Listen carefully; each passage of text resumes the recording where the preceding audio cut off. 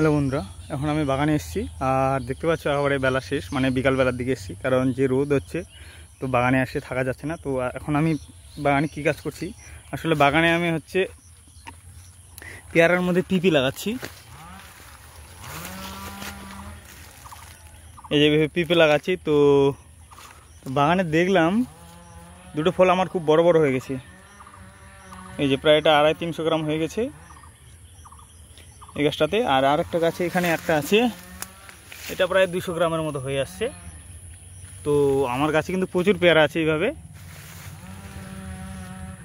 এই দেখতে পাচ্ছ প্রচুর পেয়ারা আছে। তো এগুলো আমি এইভাবে পিপি পাচ্ছি সব জায়গায় আছে। তো কিছু পেয়ারা আমি ঝরিয়ে দিয়েছি আর কিছু এমনি থেকে ঝরে গেছে, কারণ এগুলো এক একটা পেয়ারার সাইজ প্রায় 500 গ্রামের উপর হয়ে যায়। 500, 550, 600, 700 গ্রাম অবধি হয়। সে কারণে কিন্তু আমি বেশি পেয়ারা রাখি না। বাঁধার সময় কিন্তু আমি কিছু পেয়ারা ছিঁড়ে দিচ্ছি।